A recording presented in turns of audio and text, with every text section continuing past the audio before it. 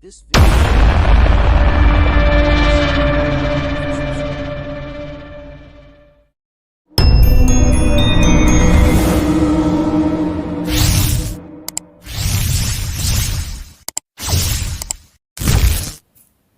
ناظرین، السلام علیکم ورحمۃ اللہ وبرکاتہ۔ میں ہوں شہاب الدین قادری اور آپ دیکھ رہے ہیں قادری ٹاور۔ محترم ناظرین، آپ تمامی حضرات جانتے ہیں کہ نماز اللہ تبارک و تعالی نے ہر مسلمان مرد و عورت پر فرض کیا ہے، اور ہر حال میں ہمیں نماز پڑھنا ہے، اور نماز پڑھنے کے لیے نماز کا طریقہ، نماز کے مسائل جاننا ہمارے لیے بہت ضروری ہے۔ آج میں آپ کے سامنے نماز کا طریقہ لے کر حاضر ہوا ہوں۔ میں آج آپ سے یہی بات کروں گا کہ نماز ہمیں کس طرح پڑھنا چاہیے۔ تو آئیے ہم شروع کرتے ہیں نماز کی ابتدائی باتوں سے۔ سب سے پہلے سنت کے مطابق وضو کریں اور پاک و صاف جگہ پر نماز کے لیے کھڑے ہو جائیں، اور ان باتوں پر عمل کریں۔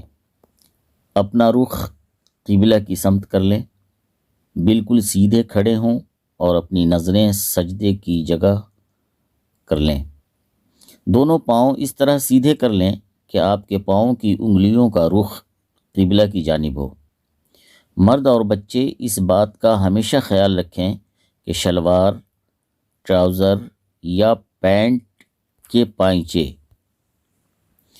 ٹخنوں سے اوپر ہر حال میں رکھنے چاہیے، کیونکہ پائچے نیچے رکھنے سے مردوں کو ہمارے آقا رسول خدا صلی اللہ تعالی علیہ وآلہ وسلم نے بہت تاکید سے منع فرمایا ہے، لہٰذا نماز میں تو اس کا بہت زیادہ اہتمام ہونا چاہیے۔ اب نماز کی نیت کریں۔ نیت کہتے ہیں دل کے ارادے کو، یعنی آپ کوئی کام کر رہے ہیں تو جس ارادے سے کر رہے ہوں وہ آپ کی نیت ہے۔ آپ اس وقت جس ارادے سے کھڑے ہیں، یعنی فلاں نماز کے لیے، تو یہی آپ کی نیت ہے۔ نیت کو زبان سے ادا کرنا ضروری نہیں، البتہ دل میں نیت کرنا ضروری ہے۔ ہاں، زبان سے نیت کرنا مستحب ہے۔ اب تکبیر تحریمہ۔ اپنے دونوں ہاتھ کانوں تک اس طرح اٹھائیں کہ آپ کی ہتھیلیوں کا رخ قبلہ کی طرف ہو، اور انگوٹھوں کے سرے کانوں کی لو سے یا تو بالکل مل جائیں یا ان کے برابر آ جائیں، اور باقی انگلیاں اوپر کی طرف سیدھی رہیں۔ اس طرح ہاتھ اٹھاتے ہوئے تکبیر کہیں۔ نماز کی یہ پہلی تکبیر تکبیر تحریمہ کہلاتی ہے، کیونکہ اس کے بعد نماز کے ارکان و افعال کے علاوہ ہر کام منع ہو جاتا ہے۔ تکبیر تحریمہ کہہ کر ہاتھ باندھ لیں۔ خواتین کے لیے تکبیر تحریمہ کے وقت ہاتھ اٹھانے کا فرق کیا ہے؟ خواتین اور بچیاں تکبیر تحریمہ کے لیے ہاتھ کانوں تک نہیں بلکہ کندھوں تک اٹھائیں، اور وہ بھی دوپٹے کے اندر اندر، ہاتھ دوپٹے سے باہر نہ نکالیں۔ مردوں کے لیے ہاتھ باندھنے کا طریقہ یہ ہے کہ تکبیر تحریمہ کہنے کے بعد ہاتھوں کو نیچے لائیں اور دائیں ہاتھ کے انگوٹھے اور چھوٹی انگلی سے بائیں ہاتھ کے پہنچے یعنی جوڑ کے گرد حلقہ بنا کر اسے پکڑ لیں، اور باقی 3 انگلیوں کو بائیں ہاتھ کی پشت پر اس طرح پھیلا دیں کہ تینوں انگلیوں کا رخ بائیں ہاتھ کی کہنی کی طرف رہے، اور اس طرح بائیں ہاتھ کو بھی پھیلا لیں کہ اس کی انگلیوں کا رخ دائیں ہاتھ کی کہنی کی طرف رہے۔ اس طرح ہاتھ ملا کر ناف سے ذرا سا نیچے باندھ لیں۔ خواتین کے لیے ہاتھ باندھنے کا فرق۔ خواتین حلقہ نہ بنائیں اور ہاتھ ناف کی بجائے سینے پر اس طرح رکھیں کہ دائیں ہاتھ کی ہتھیلی بائیں ہاتھ کی پشت پر آ جائے۔ اپنے ہاتھوں کو مذکورہ بالا طریقے سے باندھنے کے بعد اب آپ کو اطمینان سے کھڑا ہونا ہے اور تلاوت کرنی ہے۔ اس طرح کھڑے ہونے کو قیام کہتے ہیں۔ کھڑے ہوتے ہوئے خیال رکھیں کہ آپ کا جسم نہ تو بالکل اکڑے اور نہ بالکل ڈھیلا پڑے، بلکہ اپنی عام حالت پر جسم کو چھوڑ کر خشوع و خضوع کے ساتھ کھڑے ہوں۔ اب ثنا پڑھیں۔ سبحانک اللہم و بحمدک و تبارک اسمک و تعالی جدک و لا الہ غیرک۔ اس کے بعد تعوذ پڑھیں، اعوذ باللہ من الشیطان الرجیم، پھر تسمیہ بسم اللہ الرحمن الرحیم، پھر سورہ فاتحہ۔ پوری سورت پڑھیں اور سورہ فاتحہ کے آخر میں آہستہ آواز سے آمین کہیں۔ سورہ فاتحہ کے بعد قرآن کریم کی کوئی سی بھی سورت پڑھیں، کسی بڑی سورت کی 3 چھوٹی آیتیں یا ایک بڑی آیت بھی پڑھ سکتے ہیں اور اس سے زیادہ بھی پڑھ سکتے ہیں۔ سورہ الفاتحہ اور اس کے بعد قرآن کریم کی چند آیات یا کسی سورہ کی تلاوت کے بعد رکوع کریں، جس کا طریقہ یہ ہے اپنے اوپر کے دھڑ کو آگے کی طرف اس حد تک جھکائیں کہ گردن اور کمر تقریباً ایک سطح پر آ جائیں، نہ اس سے زیادہ جھکیں اور نہ کم۔ اپنی ٹانگیں بالکل سیدھی رکھیں، ان میں خم نہ آنے دیں۔ دونوں ہاتھ گھٹنوں پر اس طرح رکھیں کہ دونوں ہاتھوں کی انگلیاں کھلی ہوئی ہوں، یعنی ہر 2 انگلیوں کے درمیان کچھ فاصلہ ہو۔ دائیں ہاتھ سے دائیں گھٹنے کو اور بائیں ہاتھ سے بائیں گھٹنے کو مضبوطی سے پکڑ لیں اور خیال رکھیں کہ اس حالت میں کلائیاں سیدھی اور بازو تنے ہوئے رہنے چاہیے، ان میں خم نہیں آنا چاہیے۔ پاؤں کے ٹخنے ایک دوسرے کے مقابل یعنی آمنے سامنے رکھیں۔ پاؤں کی انگلیوں کا رخ قبلہ کی جانب رکھیں۔ خواتین کے لیے رکوع کے طریقے کا فرق۔ خواتین رکوع میں اتنا جھکیں کہ دونوں ہاتھ گھٹنوں تک پہنچ جائیں۔ مردوں کی طرح خوب اچھی طرح جھک کر کمر کو سیدھا نہ کریں۔ ہاتھوں کی انگلیاں گھٹنوں پر ملا کر رکھیں، بازوؤں کو پہلو سے لگا کر رکھیں۔ اب مندرجہ بالا طریقے کے مطابق رکوع کر کے جھک کر رکوع کی تسبیح پڑھیں۔ رکوع کی تسبیح کو کم از کم 3 دفعہ یا 5 دفعہ یا 7 دفعہ آرام آرام سے پڑھیں۔ اس کے بعد سیدھے کھڑے ہونے کو قومہ کہتے ہیں، اور اس کا طریقہ یہ ہے کہ اس طرح سیدھے کھڑے ہوں کہ جسم میں کوئی خم باقی نہ رہے اور نظریں سجدے کی جگہ کی طرف رہیں۔ خیال رہے کہ جب تک سیدھے ہونے کا اطمینان نہ ہو جائے سجدے میں نہ جائیں۔ رکوع سے کھڑے ہوتے ہوئے قومہ کی تسمیع 1 دفعہ پڑھیں، یعنی سمع اللہ لمن حمیدہ، اور کھڑے ہو کر تسمیع کے بعد قومہ کی تحمید 1 دفعہ پڑھیں، ربنا لک الحمد۔ قومہ کے بعد تکبیر کہتے ہوئے اپنا سر نیچے زمین پر رکھنا ہے، اسے سجدہ کہتے ہیں۔ سجدہ میں جانے کا طریقہ کیا ہے؟ سب سے پہلے گھٹنوں کو خم دے کے انہیں زمین کی طرف اس طرح لے جائیں کہ سینہ آگے کو نہ جھکے۔ جب گھٹنے زمین پر ٹک جائیں تو سینے کو جھکانا شروع کریں اور پہلے دونوں ہاتھ زمین پر رکھیں، پھر ناک اور آخر میں پیشانی۔ خواتین کے لیے سجدے میں جانے کا فرق۔ خواتین شروع ہی سے سینہ جھکا کر سجدے میں جا سکتی ہیں، مردوں کی طرح سیدھا رہنا خواتین کے لیے ضروری نہیں۔ سجدہ کرتے ہوئے آپ کی حیت اس طرح ہونی چاہیے، سجدے میں سر کو دونوں ہاتھوں کے درمیان اس طرح رکھیں کہ دونوں انگوٹھوں کے سرے کانوں کی لو کے سامنے ہو جائیں، دونوں ہاتھوں کی انگلیاں بند ہونی چاہیے، یعنی انگلیاں بالکل ملی ہوئی ہوں اور ان کے درمیان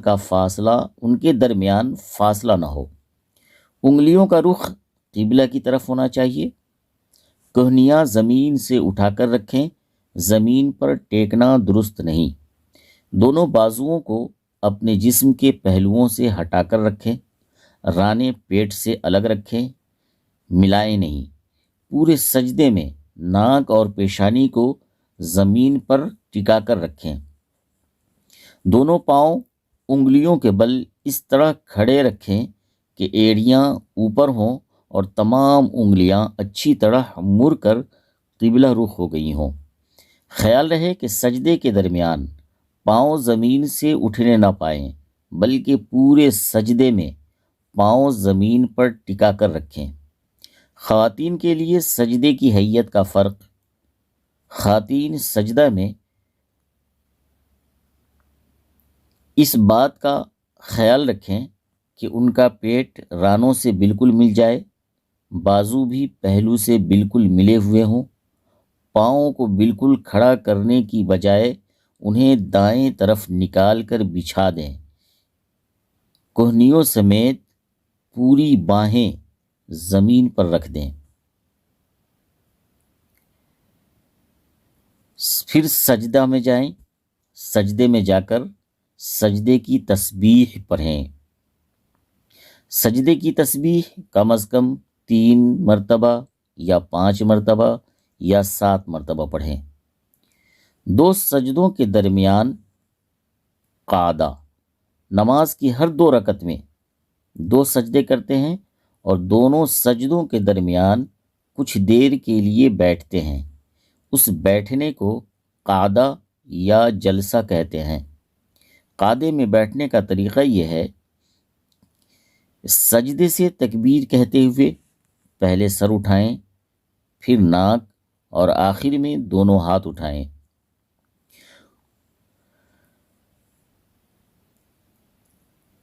اوپر بتائے ہوئے طریقے کے مطابق اٹھتے ہوئے دونوں زانوں بیٹھ جائیں، یعنی بایاں پاؤں بچھا کر اس پر بیٹھ جائیں اور دایاں پاؤں اس طرح کھڑا کر لیں کہ اس کی انگلیاں مڑ کر قبلہ رخ ہو جائیں، بیٹھتے وقت دونوں ہاتھ رانوں پر رکھ لیں مگر انگلیاں گھٹنوں کی طرف لٹکی ہوئی نہیں ہونی چاہیے بلکہ انگلیوں کے آخری سرے گھٹنوں کی ابتدائی کنارے تک پہنچ جائیں، قعدے میں اپنی نظریں اپنی گود کی طرف رکھیں، کم از کم اتنی دیر بیٹھیں کہ جتنی دیر میں ایک دفعہ سبحان اللہ کہا جا سکتا ہے۔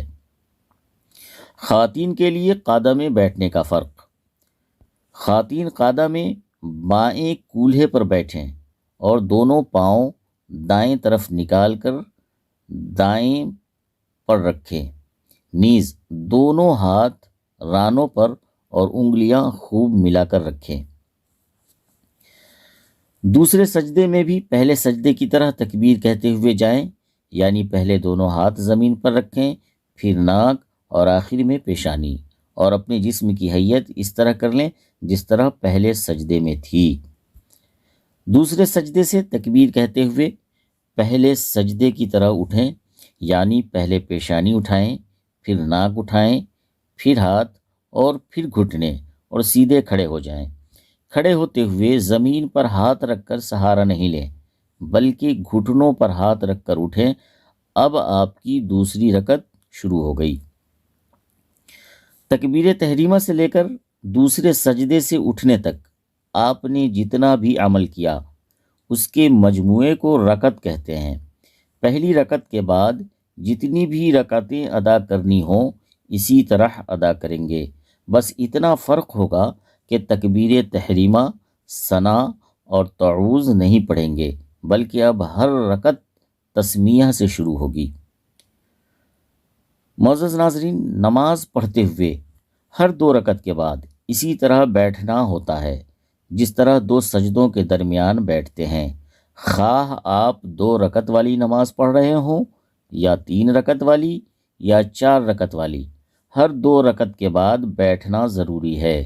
سجدوں کے درمیان والے قعدے اور ہر 2 رکعت کے بعد والے قعدے میں بیٹھنے کے انداز کا کوئی فرق نہیں، البتہ اتنا فرق ہے کہ ہر 2 رکعت کے بعد والے قعدے میں کچھ اذکار پڑھنے کا اضافہ ہو جاتا ہے، جس کی تفصیل آگے بتا رہا ہوں۔ ہر 2 رکعت کے بعد والے قعدے 2 طرح کے ہوتے ہیں، قعدہ اولا اور قعدہ اخیرہ۔ قعدہ اولا اس قعدہ کو کہتے ہیں جو 3 یا 4 رکعتوں والی نماز میں 2 رکعتیں پڑھنے کے بعد اور تیسری رکعت شروع کرنے سے پہلے کیا جاتا ہے، اور قعدہ اخیرہ اس قعدہ کو کہتے ہیں جو کسی بھی نماز کی آخری رکعت میں کیا جاتا ہے، خواہ وہ نماز 2 رکعت والی ہو یا 3 رکعت والی یا 4 رکعت والی۔ یعنی اگر 2 رکعت والی نماز پڑھیں گے تو اس میں پہلا قعدہ وہی قعدہ اخیرہ ہوگا، اور اس میں قعدہ اخیرہ کے اذکار پڑھنے ہوں گے۔ دونوں قعدوں کے اذکار و اعمال میں تھوڑا سا فرق ہے۔ قعدہ اولا کا طریقہ یہ ہے کہ آپ دوسری رکعت کا دوسرا سجدہ کرنے کے بعد تکبیر کہتے ہوئے اسی طرح بیٹھ جائیں جس طرح 2 سجدوں کے درمیان بیٹھے تھے، اور پھر تشہد یعنی التحیات پڑھیں۔ التحیات پڑھتے ہوئے جب آپ اشہد اللہ پر پہنچے تو اپنی شہادت کی انگلی سے اشارہ کریں۔